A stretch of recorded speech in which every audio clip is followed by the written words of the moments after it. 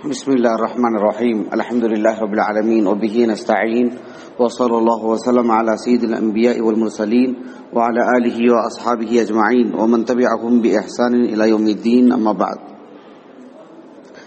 امام بخاری رحمہ اللہ کے الجامع الصحیح، اس کی کتاب الاجارہ، اس کا 17واں باب ہے، باب ضریبۃ العبد وتعاہد ضرائب الامہ۔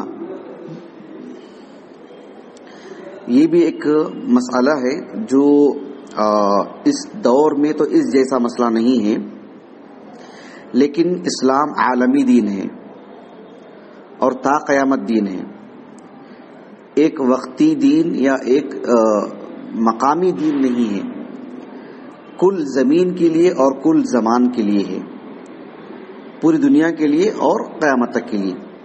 تو جتنے مسائل ہوں گے، کسی ایک جگہ کے لیے بھی وہ مسئلہ ہوگا، شریعت وہاں اس کا حل بتاتی ہے۔ پوری دنیا میں ایسا کوئی معاملہ نہ ہو، لیکن کہیں ایسا معاملہ ہو تو شریعت اس کا حل بتاتی ہے۔ تو یہ جو مسئلہ ہے، یقیناً پڑھتے ہوئے ایسے لگتا ہے، بلکہ یقیناً دنیا بھر میں آپ کو کہیں ملے گا نہیں یہ مسئلہ، لیکن یہ مسئلہ ایک دور میں تھا، اور اگر آنے والے دنوں میں بھی ہو یا کسی دور میں بھی رہا ہو تو شریعت نے اس کا کیسے حل کیا ہے، کیسے اس کی صورتیں بتائی ہیں، یہ مقصود ہے اس باب کے تحت۔ بات واضح ہے آپ کو؟ باب ضریبۃ العبد۔ ضریبۃ العبد کا مطلب یہ ہوتا ہے کہ العبد سے مراد ایک غلام پر ٹیکس جاری کرنا، غلام پر ٹیکس جاری کرنا۔ وتعاہد ضرائب الامہ، الامہ لونڈیوں کو کہتے ہیں، لونڈیوں پر جو ٹیکس عائد کیا جاتا ہے وہ اس کی نگرانی کرنا۔ مقصود کیا ہے اس باب سے؟ دیکھیے، مقصود یہ ہے کہ ایک زمانہ تھا جس میں لوگوں کے پاس غلام اور لونڈیاں ہوا کرتی تھی، غلام اور لونڈیاں ہوا کرتی تھی۔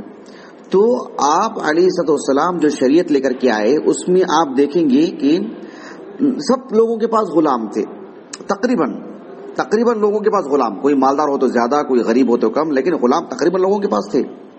لونڈیاں بھی بکثرت تھی۔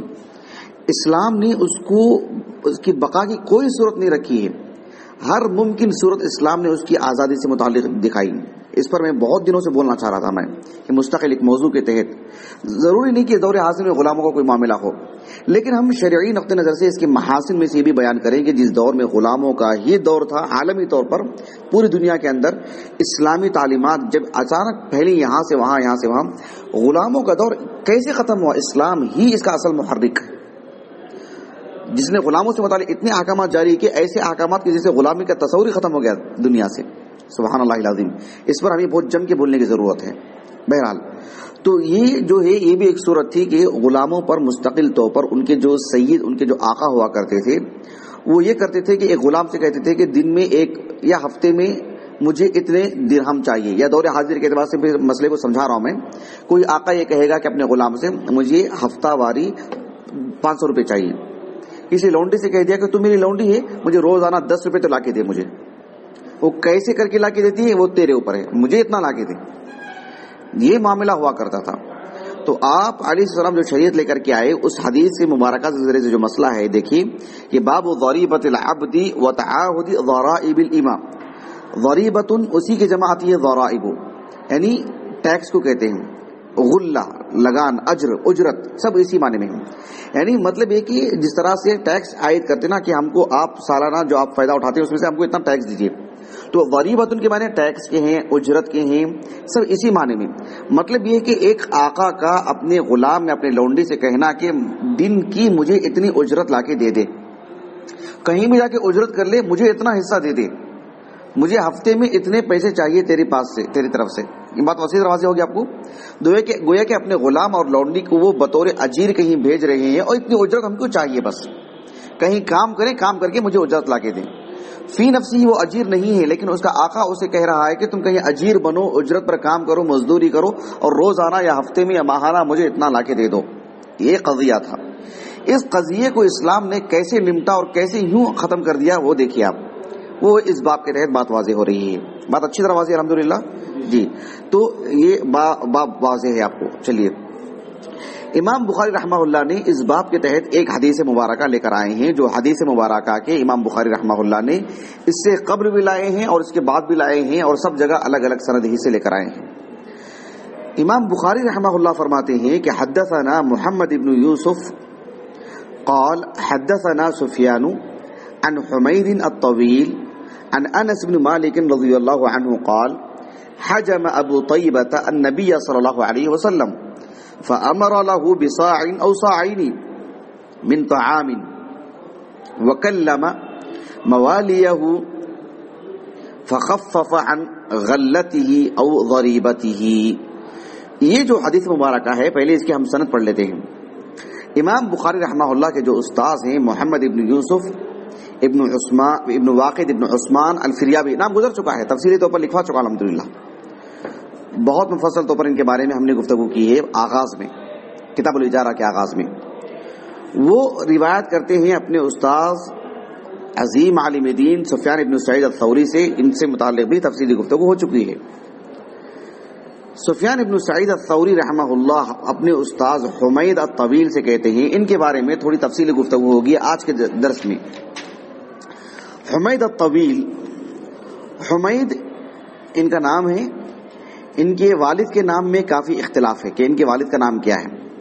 ان کے والد کا جو نام بیان کیا جاتا ہے تاریخی کتابوں میں، جسے ابو الحجاج المزی رحمہ اللہ نے تقریباً 7-8 نام ذکر کیے ہیں، جن ناموں میں کافی اختلاف ہے کہ ان کے والد کا نام کیا ہے۔ ان کے والد کا نام مہران بھی ذکر کیا گیا ہے، متعدد نام ہیں۔ بہرحال ان کے والد کنیت سے مشہور تھے ابو حمید، حمید ابن ابی حمید الطویل البصری۔ ان کی کنیت ابو عبیدہ تھی۔ حماد ابن سلمہ کا نام گزر چکا ہے، بصرہ کے معروف عالم دین، یہ رشتے میں ان کے ماموں لگتے ہیں۔ 142 ہجری سن وفات ہے ان کی، حمید الطویل کی 142 ہجری، پانچواں طبقہ ہے، یعنی صغار تابعین میں سے ہیں۔ اخرجہ الجماعہ۔ حافظ ابن حجر رحمہ اللہ نے ان سے متعلق جو گفتگو کی ہے وہ غور طلب ہے۔ ابن حجر رحمہ اللہ نے لکھا کہ ثقۃ مدلس وعابہ زائدہ، زائدہ سے مراد زائدہ ابن قدامہ، زائدہ ابن قدامہ اہل السنہ کے بڑے علماء میں سے ہیں۔ وعابہ زائدۃ لدخولہ فی شیء من امر من الامراء۔ زائدہ ابن قدامہ نے ان پر جو عیب لگایا ہے وہ یہ کہ امراء کے درمیان بیٹھنا اٹھنا، ان سے تعلقات، ان کے پاس آنا جانا، اس بنیاد پر۔ امام ذہبی رحمہ اللہ نے تدلیس کی وضاحت فرمائی ہے۔ امام ذہبی رحمہ اللہ نے کہا کہ وثقوہ یدلس عن انس، ایسے لکھا ہے امام ذہبی رحمہ اللہ۔ ابو الحجاج المزی رحمہ اللہ نے ایک بات یہ لکھی ہے کہ 44 ہجری میں، سن 44 ہجری میں کابل فتح ہوا تھا، افغانستان کا حصہ۔ تو کابل سے جو لوگ پکڑ کر کے لائے گئے ان میں سے ان کے والد بھی تھے۔ پھر اللہ سبحانہ و تعالیٰ نے ان کو اسلام کی دولت سے نوازا، واللہ اعلم۔ امام بخاری رحمہ اللہ نے معروف لغوی الاسمعی، معروف لغوی ہیں، 212 ہجری سے وفات ہے ان کا، ان کے حوالے سے لکھا امام بخاری رحمہ اللہ نے کہ رأیت حمیدا ولم یکن بطویل۔ حمید الطویل کے نام سے مشہور ہیں، کیسے مشہور ہیں؟ حمید الطویل۔ اسماعی رحمہ اللہ کہتے ہیں کہ رأیت حمیدا ولم یکن بطویل ولکن کان طویل الیدین، کان قصیرا، وہ قصیر تھے، وہ پسخط تھے وہ، لیکن ہاتھ کافی لمبے تھے ان کے۔ یحییٰ ابن معین، احمد ابن عبداللہ العجلی، ابو حاتم الرازی، عبد الرحمن ابن یوسف ابن خراش، ابو عبد الرحمن النسائی اور محمد ابن سعد، حافظ ابن حبان رحمہم اللہ اجمعین، ان سب اصحاب علم نے آپ کو ثقہ کہا ہے۔ عثمان ابن سعید الدارمی معروف، جن کی نقص کتاب ہے نا بشر میری سے ورد، وہ کہتے ہیں کہ میں نے یحییٰ ابن معین رحمہ اللہ سے پوچھا کہ یونس ابن عبید احب الیک فی الحسن او حمید، یعنی یونس بن عبید اور حمید الطویل یہ دونوں جب حسن بصری سے روایت کرتے ہیں تو اس استاذ کے اعتبار سے دونوں میں من احب الیک، تو کہا کہ کلاہما، مطلب یہ کہ ان کا مقام بتا رہے ہیں اس معنی میں۔ ابو حاتم الرازی رحمہ اللہ کہتے ہیں کہ حسن بصری رحمہ اللہ کے بڑے تلامذہ میں پہلا نمبر آتا ہے قتادہ ابن دعامہ السدوسی کا، پھر نمبر آتا ہے حمید الطویل کا۔ عبد الرحمن ابن خراش کہتے ہیں، عبد الرحمن ابن یوسف ابن خراش، کہ فی حدیثہ شیء ان عامۃ حدیثہ عن انس انما سمعہ من ثابت۔ ثابت معلوم ہے آپ کو؟ ثابت البنانی، ثابت ابن اسلم البنانی، ثابت ابن اسلم البنانی وہ انس بن مالک رضی اللہ عنہ کے خاص تلامذہ میں سے ہیں۔ تو ابن خراش اور دیگر اصحاب علم کا بھی کہنا ہے کہ یہ جو حمید الطویل ہیں ان کی اکثر روایات ثابت ابن اسلم البنانی کے طریق سے انس بن مالک سے ہیں۔ انس بن مالک سے براہ راست احادیث ان کی زیادہ نہیں ہیں، یہ کہنا یہاں پر ہے۔ حماد ابن سلمہ جو ان کے بھانجے ہیں وہ کہتے ہیں کہ اخذ حمید کتب الحسن فنسقها ثم ردها علیہ۔ تین باتیں ان کے بارے میں کہی ہیں۔ پہلی بات کہا حماد بن سلمہ نے کہ انہوں نے حسن بصری سے پوری کتابیں لی، نوٹ کر لی، نقل کر لی، نسخ کر لی اور پھر ان کو لوٹا دیا۔ دوسری بات انہوں نے کہا کہ لم یدع حمید لثابت علما الا وعاہ وسمعہ منہ، کہ حمید الطویل ثابت البنانی رحمہ اللہ سے اتنا پڑھا کہ جو کچھ ان کے پاس سب لے لیا ان کے پاس سے۔ یہ دوسری بات کہی حماد بن سلمہ نے۔ حماد بن سلمہ نے ایک تیسری بات کہی جو فی الحال ہمارے یہاں پر سند سے متعلق ہے کہ عامۃ ما یروی حمید عن انس سمعہ من ثابت، کہ یہ جو حمید الطویل کی عام مرویات ہیں وہ عن ثابت عن انس ہیں، براہ راست انس رضی اللہ عنہ سے عام طور پر ان کی روایت نہیں ہے، یہ مقصود ہے یہاں پر۔ تو یہ بات کی حد تک بات ہے لیکن صحیح بات یہ نہیں ہے، اس میں تفصیل ہے۔ ابو داؤد الطیالسی رحمہ اللہ کہتے ہیں امام شعبہ کے حوالے سے، لیکن یہ بات بالکل بھی درست نہیں ہے۔ کیوں؟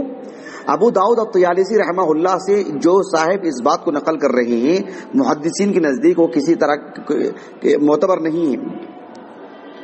ابو داؤد الطیالسی کے حوالے سے بات مشہور ہے کہ امام شعبہ رحمہ اللہ نے کہا کہ کل شیء سمع حمید عن انس خمسۃ احادیث، کہ حمید الطویل انس بن مالک رضی اللہ عنہ سے جو کچھ بھی سنے بس 5 ہی حدیثیں ہیں، وہ چھٹی کوئی حدیث نہیں ہے۔ لیکن یہاں پر دیکھیں ایک اور بات، اس کی بالکل مخالف بات ہے کہ خود امام شعبہ سے ایک اور بات یہ بھی منقول ہے کہ امام شعبہ کہتے ہیں کہ لم يسمع حمید من انس الا 24 حدیثا۔ کتنے حدیثیں؟ 24 حدیثیں۔ والباقی سمعها من ثابت، بقیہ تو وہ ثابت کے طریقے سے ہی سنا ہے انہوں نے۔ حافظ ابن حجر رحمہ اللہ نے اس قول کو درست کہا ہے۔ محض 5 والی بات وہ ابو داؤد الطیالسی جو خاص تلامذہ میں سے امام شعبہ کے ہیں، لیکن امام ابو داؤد الطیالسی کے نام پر جس نے بات کہی ہے وہ قائل معتبر نہیں ہے۔ یہ بڑی بنیادی بات ہے۔ احمد ابن عدی رحمہ اللہ نے الکامل فی ضعفاء الرجال میں ان کے تعلق سے بہت مفصل لکھا ہے، کہا کہ لہو احادیث کثیرہ مستقیمہ، وہ اپنے آپ میں لکھتے ہیں کہ ان کی اتنی احادیث ہیں جو سب صحیح ہیں، صالحہ ہیں، مستقیمہ ہیں۔ اب جو ہے اتنی صحیح احادیث ان کی کہ بے نیاز ہی ہوں کہ ان کی کوئی مثال دوں بھی میں۔ کیا ہوتا ہے ابن عدی رحمہ اللہ کسی راوی سے متعلق جب لکھتے ہیں تو ان کی ایک آدھ مرویات بھی لکھ دیتے ہیں بتانے کے لیے بھی ان کی وہ حدیث ہے نا یہی ہے، خاص کر جو قلیل حدیث ہوتے ہیں ان کی۔ اب جن کی اتنی زیادہ مرویات ہو، مثال کے طور پر کس کے نام لکھیں گے آپ؟ کتنے احادیث لکھیں گے؟ تو کہا کہ جو ہے ان کی بیشتر احادیث ہیں یہ مستغنی ہے کہ میں ان کے نام پر ان کی کوئی حدیث ذکر کروں میں۔ اس کے بعد انہوں نے لکھا کہ اس میں کوئی خاص بات نہیں ہے، کوئی جو مقدار طے کی جاتی ہے کہ یہ ثابت البنانی کے حوالے سے ہی سب کچھ سنا ہے، بقیہ پوری احادیث ان کی صرف 5 ہی مرویات ہیں۔ اس بارے میں آپ نے کہا کہ یہ ایک تجزیہ کیا ابن عدی نے رحمہ اللہ، بڑا اچھا تجزیہ، ہر جگہ کام آئے گا آپ کو۔ کہا کہ قدیم جو مشائخ ہوتے تھے وہ جن سے دیکھ لیتے تھے، سن لیتے تھے بڑے مشائخ سے، اور بہت کچھ سن نہیں پاتے تھے تو ان کے خاص تلامذہ میں سے جب سنتے تھے تو عمومی طور پر انہی کے نام سے حوالے سے بیان کر دیتے تھے۔ سمجھ رہے ہیں آپ؟ یعنی ان کا قول دیکھیے، وہ کہتے ہیں کہ ان الذين رواه عن انس البعض مما يدلس عن انس وقد سمعه من ثابت۔ ابھی دیکھیں آگے جملہ کیا لکھتے ہیں، وقد دلس جماعت، وقد وقد دلس جماعت من الرواة عن مشائخ قد رأوهم، اپنے مشائخ کو جنہوں نے دیکھا ہے، کچھ سنا ہے ان سے، وہ کچھ روایتیں جو ان سے لے لی ہیں، بقیہ جن سے ان کے تلامذہ خاص تلامذہ میں سے لیتے ہیں، عمومی طور پر ایک جماعت نے اس طرح کی تدلیس کی ہے۔ اچھی طرح بات واضح ہوگی آپ کو جی۔ یہاں پر ایک بہت ہی اہم ہے، نوٹ کرنے کی بات ہے، وہ یہ ہے کہ ابو بکر البردیجی ایک صاحب ہیں، صاحب علم، وہ کہتے ہیں کہ اما حدیث حمید فلا يحتج منه الا بما قال حدثنا انس، حمید الطویل کی انس بن مالک سے کوئی مرویات نہیں لی جائیں گے جب تک کہ تحدیث ثابت ہو، سما ثابت ہو، کہیں گے حدثنا انس کہیں، بتا دو گے آپ کو۔ لیکن میں نے کیا کہا تھا آپ سے، اہل علم نے کیا کہا، انس بن مالک سے ان کا سما ثابت ہے، لیکن اکثر مرویات ان کی کس سے ہو کر کے جاتی ہیں؟ ثابت ابن اسلم البنانی، جو کہ بصرہ کے علماء میں سے ہیں۔ تو حافظ صلاح الدین العلائی، نام سنا آپ نے، ان کی کئی کتابیں ہمارے مکتبے میں ہیں، انہوں نے بڑی نکتے کی بات کہی، غور کیجیے اس بات پر۔ وہ کہتے ہیں فعلی تقدیری ان یکون احادیث حمید مدلسہ، کہ حمید الطویل کی اکثر روایتیں تدلیس پر مبنی ہیں، جو ثابت البنانی کے طریق سے وہ بیان کر دیتے ہیں لیکن نام نہیں لیتے ان کا۔ تو کہا کہ فقط تبین الواسطہ، درمیان میں جو واسطہ ہے وہ واضح ہے، فیہا، جو ان دونوں کے درمیان ہے، وہو ثقۃ صحیح، ثابت البنانی ہی سے تو تدلیس کر رہے ہیں نا، انس بن مالک سے، اور اکثر و بیشتر روایت انہیں کی ہیں۔ تو جب واسطہ آپ کو معلوم ہے، اچھی طرح سے معلوم ہے، اور وہ ثقہ اور صحیح ہیں، تو پھر ایسی بنیاد پر وہ زیادہ مضر نہیں ہے ان کی تدلیس۔ یہ انہوں نے ایک صفائی کی ہے، ابن حجر رحمہ اللہ نے تہذیب التہذیب میں اس کو نقل کیا ہے۔ ابن حجر رحمہ اللہ نے تہذیب التہذیب میں یہ بھی لکھا ہے آخر میں، جو میں آپ کو یہاں ذرا پڑھ کے سنا دیتا ہوں۔ دیکھیں، میں نے بتایا نا کہ حدیث ساری میں جن روات سے متعلق کافی کلام ہوتا ہے، ابن حجر رحمہ اللہ ایک ایک راوی سے متعلق کلام کرتے ہیں۔ یہاں پر دیکھیں، حمید ابن ابی حمید الطویل البصری مشہور من الثقات المتفق على الاحتجاج بهم، المتفق على الاحتجاج بهم، الا انه كان يدلس حديث انس وكان سمع اكثره من ثابت وغيره من اصحابه عنهم، فروا مؤمل، پھر وہی قول جو میں نے آپ کو لکھوا دیا کہ ان سے دیکھیں، کہا کہ دیکھیں فروا مؤمل ابن اسماعیل عن حماد بن سلمة قال عامة ما يروي حميد عن أنس سمعه من ثابت، وقال أبو عبيد الحداد عن شعبة لم يسمع حميد من أنس إلا 24 حديثا والباقي سمعها من ثابت أو ثبته فيها ثابت، فهذا قول صحيح۔ وأما ما روي عن أبي داود الطيالسي عن شعبة قال كل شيء سمع حميد من أنس 5 أحاديث، فالراوي لذلك عن أبي داود غير معتمد۔ وقال علي بن المديني عن يحيى بن سعيد كان حميد الطويل إذا ذهبت توقفه على بعض حديث أنس يشك فيه۔ وقال ابن سعد، یعنی کیا کہتے تھے یحییٰ ابن سعید کہ حمید الطویل جب انس بن مالک کے نام سے کہتے تھے، اچھا جب رکا کے پوچھتے تھے انس بن مالک سے سنی آپ، تو تھوڑا شک میں مبتلا ہو جاتے تھے کہ یہ ثابت البنانی سے سنا ہوں کہ میں ان کے طریق سے، یا انس بن مالک سے سنا ہوں، لیکن کہتے تھے کیا وہ انس بن مالک۔ تو یہ ایک بات یحییٰ بن سعید القطان نے کہی ہے جو علی بن المدینی نے بیان کی ہے۔ وقال ابن سعد كان ثقة كثير الحديث إلا أنه ربما دلس عن أنس۔ وقال يحيى بن يعلى المحاربي طرح زائدة یعنی زائدہ ابن قدامہ، معروف اہل سنہ کے علماء میں سے 154 ہجری میں وفات ہے ان کا۔ طرح مانے ای طرح زائدة حدیث حمید الطویل، اب کیوں زائدہ نے ان کی حدیثیں چھوڑ دی تھی؟ قلت انما تركه زائدة لدخوله في شيء من امر الخلفاء۔ اب اس کے بعد دیکھیں وقد بين ذلك مکی ابن ابراہیم، آگے دیکھیں، آگے کا جملہ دیکھیں، بڑا اہم جملہ ہے۔ ابن حجر کہتے ہیں وقد اعتنا مانے اہتمام کرنا، وقد اعتنى البخاری في تخریجه لأحاديث حمید الطویل لأحاديث حمید بالطرق التي فيها تصريحه بالسماع، متوجہ ہو گیا آپ کو؟ وقد اعتنى البخاری في تخریجه لأحاديث حمید بالطرق التي فيها تصريحه بالسماع فذكرها متابعة وتعليقا وروى له الباقون۔ یعنی ابن حجر رحمہ اللہ کہہ رہے ہیں کہ امام بخاری رحمہ اللہ حمید الطویل کی وہی روایات لائی ہیں جو جس میں صراحت ہو کہ اس میں انہوں نے سماع کو واضح کیا ہو۔ اچھی طرح بات واضح ہے جی۔ یہ حدیث ساری ہے، اس کی جلد نمبر 2 صفحہ نمبر 1049 اور 1050۔ چلیے، وہ اپنے استاذ اور صحابی رسول انس بن مالک سے روایت کرتے ہیں رضی اللہ عنہ وارضاہ۔ چلیے اصل مسئلہ پڑھتے ہیں۔ امام بخاری رحمہ اللہ نے باب قائم کیا، باب ضریبۃ العبد وتعاہد ضرائب الاماء، یعنی غلام اور لونڈی پر روزانہ کی اجرت مقرر کرنا۔ اجرت مقرر کرنے سے مراد یہ نہیں ہے کہ ان کو کوئی اجرت دے رہا، بطور اجیر کے رکھنا کہ روزانہ اجرت پر اتنا لے کر آ جائیں، کہ انہیں اجیر بناتے ہیں ان کے آقا۔ اس حدیث مبارکہ کے ذریعے سے امام بخاری رحمہ اللہ نے ایک بات کی طرف تنبیہ کی ہے اور اس بات کی طرف اشارہ کیا ہے اور آگاہ کیا ہے، کہنا چاہیے کہ غلام اور لونڈیوں سے متعلق جو بطور اجیر کے انہیں بھیجا جاتا ہے، ایک تو یہ درست نہیں ہے، اللہ کے رسول نے اس پر جو ہے مطلب ہلکا کرنے کا معاملہ کیا کہ ان پر بوجھ مت ڈالو، اور اس وجہ سے بھی کہ وہ غلام ہے، وہ لونڈی ہے، آپ روزانہ کا مکلف کریں گے اتنا لا کے دو، تو پھر وہ کیا کریں گے اپنے آقا کے لیے بہرحال کچھ بھی کر کے لا کے دے دیں گے، کبھی کبھار چوری بھی کر کے لا دے دیں گے، اور ایک لونڈی ہوگی تو کیا کرے گی، کہیں اپنی جسم فروشی کا معاملہ کر کے ہی صحیح لا کے دے دے گی، بھی مجھے آج لا کے دینا ہے۔ یہ صورتحال ہو سکتی ہے۔ تو یہی بات ہے اس باب کے اندر کہ ان لوگوں کو جو اجیر بنا کے بھیجا جائے گا تو کیا صورتحال ہوگی۔ اسلام نے ایک ہی دو ٹوک انداز میں نہیں، ایسا نہیں کہا، ہلکا کیا معاملے کو، تخفیف کی، اور پھر جو اس صورتحال سے بہت چوکنا کرایا، اس قدر جو ہے ایک طرح سے دباؤ بھی رہا کہ لوگوں نے آزاد کرنا شروع کر دیا۔ اب دیکھیں حدیث مبارکہ، دیکھیں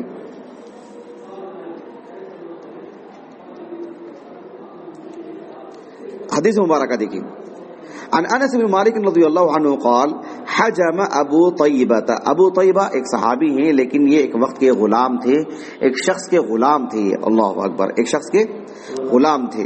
یعنی ہم ہمارے معاشرے میں دیکھتے نا کچھ لوگ مالدار بھی ہیں، غریب بھی ہیں، بڑے خاندان کے بھی ہیں، چھوٹے خاندان کے بھی ہیں، کوئی مطلب جو ہے اپنے بھی قریب کے بھی رہتے ہیں، کوئی اچانک پردیسی بھی آ کے رہ جاتا ہے، اجنبی ہونے کی وجہ سے مالی اعتبار سے کمزور رہتا ہے، متعدد قسم کے لوگ رہتے ہیں۔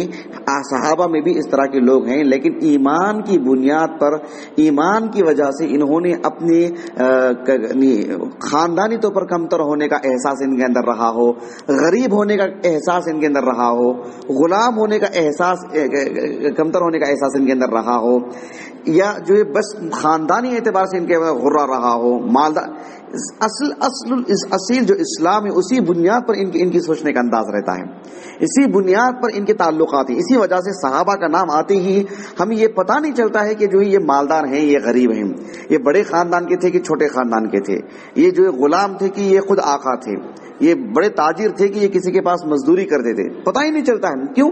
ان کے پاس بنیادی طور پر اسلام ایسا ان کے پر غالب رہا، اور اسلامی اعتبار سے خیالات اتنے بلند رہے ان کے کہ کوئی مالدار بھی رہا ہو تو اس وجہ سے نہیں میں مسلمان ہوں، اس وجہ سے برتری کا احساس تھا۔ یہ صحابہ میں مجموعی طور پر آپ یہ چیز دیکھیں گے آپ، ورنہ اگر آپ ان کی زندگی جا کے پڑھیں گے نا ابو طیبہ کی، ایسے معلوم ہوتا ہے کہ وہ بھی ایک معروف صحابی اس معنی میں یہ مطلب اچھے خاصے خاندانی کے رہے، ایسے معلوم ہوتا ہے، جبکہ وہ فی الحال ایک غلام تھے اور ایک شخص کے لیے اپنے روزانہ کا پیسہ لا کے دینے کے لیے رسول اللہ پر انہوں نے خدمت کرنے کے لیے آئے تھے صلی اللہ علیہ وسلم۔ بات واضح ہوگی آپ کو جی۔ حجم ابو طیبہ، ابو طیبہ جو صحابی ہیں رضی اللہ عنہ، جو کسی شخص کے غلام تھے، انہوں نے آپ علیہ السلام کو پشنا لگایا، سینگی لگایا، کیا کپنگ بولتے نا اس کو جی، النبی صلی اللہ علیہ وسلم فامر له بصاع او صاعین، آپ علیہ السلام نے ان کو 1 صاع یا 2 صاع آپ نے اناج دیا۔ اس سلسلے میں بات معلوم کر لیجئے کہ دور حاضر میں خاص کر سلفی حضرات میں مردوں کے ساتھ ساتھ خواتین میں بھی یعنی حجامہ کرنے والے بہت سارے لوگ ہیں، اور حجامہ لفظ فی الحال جو ہے ایک مانوس لفظ ہو چکا ہے، سب جانتے ہیں الحمدللہ، اور اس پر اچھی خاصی قیمت بھی لگائی جاتی ہے، اور لوگ اس سلسلے میں پوچھتے بھی رہتے ہیں کہ کیا قیمت لگانا درست ہے کیا۔ دیکھیے خود رسول اللہ نے اجرت دی ہے صلی اللہ علیہ وسلم، اور جس میں اللہ کے رسول نے منع کیا، جو ابھی میں کتاب البیوع کے حوالے سے بتاؤں گا آپ کو میں، وہ حدیث جو ہے منسوخ ہے، یہی اہل علم نے کہا ہے۔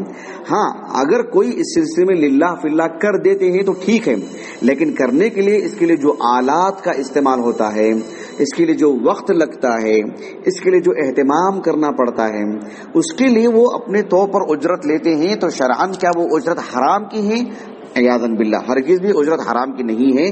کوئی تقوی اور ورع کا تقاضا ہے، کوئی نہیں لیتے ہیں، من باب اولا ہے، وہ اچھی بات ہے، اگر کرتے ہوں، لیکن کوئی اس کے لیے وقت دیتا ہے اور اس کے لیے مطلب ایک دکان میں اپنے لیے وہ سارے آلات رکھتا ہے، اس کے کرایہ دینا پڑتا ہے، اور جو ہے لوگوں کے لیے وقت نکالتا ہے، بیوی بچوں کو پالے گا کیسے، آلات خریدنے کے لیے جانے آنے کا خرچہ ہوتا ہے، اس کے لیے دسیوں مسائل آپ ایک کاروباری دنیا سے جوڑ کر کے دیکھ لیجئے، تو ایسی صورت میں ان کے جو مسائل ہوتے ہیں یہ اس کا تقاضا کرتے ہیں کہ وہ بالکل ایک جائز تجارت ہے۔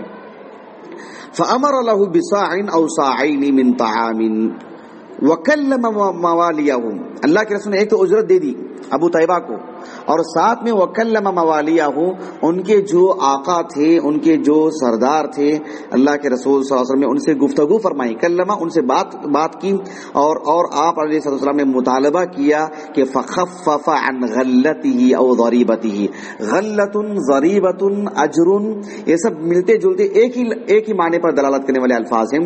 کہا کہ جو تم روزانہ ان کے لیے کچھ مقرر کر دیے نا، یہ لونڈی پر، یعنی باب کیا ہے، باب ضریبۃ العبد وتعاہد، تعاہد نگرانی کو کہتے ہیں، وتعاہد ضرائب الایمان، مقصود کیا ہے یہاں پر دیکھیے، باب ضریبۃ العبد یعنی غلام پر ٹیکس جاری کرنا، یعنی روزانہ کا اتنا مقرر کر دینا کہ مجھے لا کے دے، اور کہا کہ وتعاہد، اور نگرانی کی جائے، کس کی نگرانی کی جائے، ضرائب الایمان، جو لونڈیاں ہوتی ہیں وہ کہاں سے ضریبہ لے کر آ رہی ہیں، کہاں سے اجرت لے کے آ رہی ہیں، وہ تعاہد اس کی نگرانی کرے، کیوں، پتہ نہیں تمہاری اس زبردستی کی وجہ سے جو روزانہ تم مقرر کر رہے ہو، تم کو لا کے دینے کے لیے وہ کہاں سے لے کر آ رہے نہیں معلوم ہے، اس لیے تعاہد کیجئے، نگرانی کیجئے اس کی کہ کہاں سے لے کر آ رہے ہیں آپ کے لیے اجرت۔ بات واضح ہو گیا آپ کو، اچھی طرح بات واضح ہے جی۔ یہاں پر غور طلب بات کیا ہے، دیکھیں آپ علیہ السلام نے ان کے جو مولا تھے، ان کے جو آقا اور سردار تھے، سید تھے، ان سے اللہ کے رسول نے ایسی بات کہی ہے۔ اب اس حدیث مبارکہ میں صرف عبد سے متعلق بات ہے، غلام سے متعلق بات ہے کہ آپ علیہ السلام کو ابو طیبہ نے حجامت کی تو آپ علیہ السلام نے انہیں 1 سا یا 2 سا غلہ بھی دیا، اور ساتھ میں ان کے جو سردار تھے انہیں آگاہ بھی کیا کہ ان سے متعلق معاملے کو تھوڑا ہلکا کر دو، کہ جتنا آپ نے روزانہ یا ہفتے کے لیے مقرر کیا ہے اس میں تھوڑی کمی لے کر آؤ، ایسا نہ ہو کہ یہ کہیں کچھ غلط معاملہ نہ کر دیں تمہاری زور زبردستی کی وجہ سے، پھر کسی کا چوری کر کے نہ لے لائیں، یا ان کے اوپر زبردستی ہو جائے گی خواہ کی، یا پھر آپ کو نہیں لا پائیں گے، پھر آپ ان کے لیے کچھ برا سلوک کریں گے، کچھ بھی ہو سکتا ہے، تو آپ ان کے لیے کوئی ہلکا معاملہ کرو، ایسے کہا صلی اللہ علیہ وسلم۔ بات واضح ہوگی، لیکن اس میں الایماء امۃ ایماء لونڈیوں سے متعلق بات نہیں ہے۔ دراصل امام بخاری رحمہ اللہ نے وتعاہد ضرائب الایماء کہہ کر کے ایک حدیث مبارکہ کی طرف اشارہ کیا ہے، ایک اثر کی طرف اشارہ کیا ہے، ایک حدیث مبارکہ کی طرف جو آپ کی شرط پر نہیں ہونے کی وجہ سے یہاں نہیں نقل کی ہیں، لیکن ایک حدیث مبارکہ ہے، اس وجہ سے ہی وہ باب قائم کیا امام بخاری نے رحمہ اللہ۔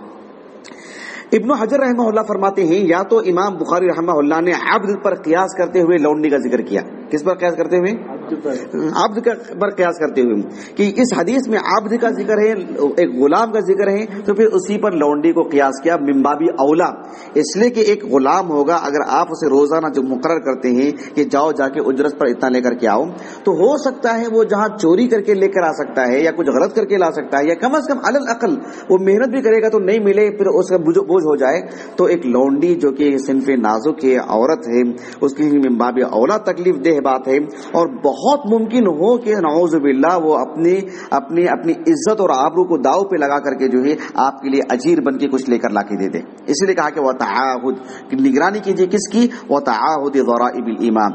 امام بخاری رحمہ اللہ کے جو التاریخ الکبیر ہے، اور حافظ سعید بن منصور رحمہ اللہ کی جو السنن ہے، تو اس میں ایک روایت ہے جو سندن صحیح ہے، اس میں بات یہ ہے کہ حذیفہ بن الیمان رضی اللہ عنہ، کون، حذیفہ بن الیمان رضی اللہ عنہ جب المدائن جو عراق کا ایک علاقہ ہے وہاں گئے، وہ جب فتح ہوا جب وہاں پر گئے، وہ جانے کے بعد انہوں نے لوگوں سے خطاب کیا، اور اس خطاب کرتے ہوئے خطاب کے دوران انہوں نے کہا، امام بخاری رحمہ اللہ کے تاریخ الکبیر میں بھی بات ہے کہ تعاہدوا ضرائب ایمائکم، تمہاری لونڈیوں کی جو تم روزانہ اجرت مقرر کر کے رکھے ہو کہ اتنی اجرت لا کے دے دینا چاہیے، تعاہدوا، اس کی نگرانی کرو۔ کیا مقصود ہے نگرانی کرو؟ مطلب یہ ہے کہ وہ کہاں سے لے کر آ رہے ہیں، دیکھو کہاں سے لے کر آ رہے ہیں، دیکھو، نگرانی کر لو۔ اللہ کے رسول صلی اللہ علیہ وسلم کی ایک حدیث مبارکہ ہے جو عبداللہ بن مسعود سے ثابت ہے، سنن ابی داؤد کی کتاب البیوع میں امام ابو داؤد نے باب قائم کیا ہے، باب کسب الایماء، باب کسب الایماء، لونڈیوں کی کسب کمائی کے سے متعلق باب قائم کیا. اس میں وہ حدیث کے الفاظ ہیں. آپ علیہ السلام نے فرمایا کہ آپ لونڈیوں کی جو قیمت مقرر کرتے ہو روزانہ اطلاع کر دینے کے لیے، اس وقت تک ان کے پاس سے آپ اجرت مت لیں حتی یعلم من این ہو، یہاں تک کہ آپ اچھی طرح جانچ لیں، پرکھ لیں کہ وہ کہاں سے. سنن ابی داؤد کی حدیث ہے، شیخ البانی نے حسن لغیری کا اس پر حکم لگائے ہیں.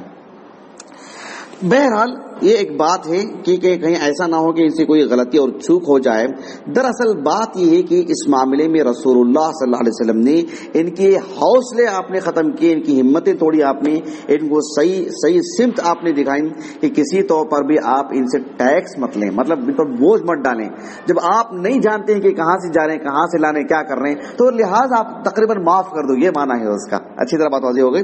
چلیے، امام بخاری رحمہ اللہ نے اپنے الجامع الصحیح کی کتاب البیوع کے بالکل آخری حصے میں ایک حدیث مبارکہ لے کر آئے ہیں ابو مسعود الانصاری سے، کہ ابو مسعود الانصاری رضی اللہ عنہ کہتے ہیں، معروف حدیث مبارکہ ہے، آپ لوگ جانتے ہیں، بلوغ المرام میں بھی آپ لوگوں نے پڑھا ہے، کہ ان رسول اللہ صلی اللہ علیہ وسلم نہا عن ثمن الکلب ومہر البغی وحلوان الکاہن. آپ علیہ السلام نے یعنی کتے کی قیمت سے، مطلب یہ کہ وہ کتا جو اس کے لیے کھیتی کے لیے جانوروں کی نگرانی کے لیے ہوتا ہے وہ تو جائز ہے شرعن، لیکن عام طور پر کتے کا جو کاروبار ہوتا ہے اس کی قیمت کو اللہ کے رسول نے حرام قرار دیا. اور اسی طرح سے آپ ومہر البغی کا مطلب یہ ہوتا ہے، بغا کے معنی کیا ہے؟ چاہنا، طلب کرنا. چونکہ اس یہ عمومی طور پر جو ہے فساد کے لیے معنی میں آتا ہے، غلط کے لیے بات آتی ہے. تو ایک عورت کو یعنی زبردستی کسی مرد کے پاس جو ہے بھیجنا، یا وہ اس کا اپنی عزت کے لیے چلے جانا، یا اسے کوئی کراہت کرتا ہے، تو اس پر جو ملنے والی جو قیمت ہے اس سے بھی منع کیا اللہ کے رسول نے صلی اللہ علیہ وسلم. اس حدیث مبارکہ کی شرح میں ابن حجر رحمہ اللہ نے لکھا ہے کہ المراد بکسب الامۃ جمیع کسبها وهو من باب سد الذرائع. آپ علیہ السلام نے یوں کہہ کر کے جو لونڈیوں کو جو اجرت پر اجیر بنا کے بھیجتے تھے نا، اللہ کے رسول نے اس کو منع کر دیا. کیوں؟ سد الذرائع، کہ بہرحال بھائی ایسا نہ ہو کہ آپ جائیں گے، کچھ نہ کچھ ہوگا، جس کے پاس کام کرنے کے لیے جائے گی وہ ہو سکتا ہے وہ اسے کہے کہ بھائی آپ میرے ساتھ کچھ کوئی بعید نہیں ہے، آپ ہمارے ساتھ یہ اور یہ کر لیں، اپنی عزت کو داؤ پہ لگا دیں، میں 1 کے بجائے آپ کو 2 روپے دے دوں گا، 10 کے بجائے 20 روپے دے دوں گا. اور وہ ایک دن وہاں جائے گی، ایک دن وہاں جائے گی، اور وہ قیمت لا کے آپ کو دے گی. کہا کہ نہیں، اس کے لیے ان پر جو ہے ایک قیمت ہی ان کے لیے مناسب نہیں، یعنی ان کو بھیجا ہی نہیں جانا چاہیے، کیونکہ کہاں سے آئیں گے، کس طرح سے ان کا معاملہ ہوگا نہیں معلوم ہے. تو آپ علیہ السلام نے گویا کہ ان پر روزانہ کی جو اجرت مقرر کی گئی تھی کہ اتنا لا کے دینا چاہیے،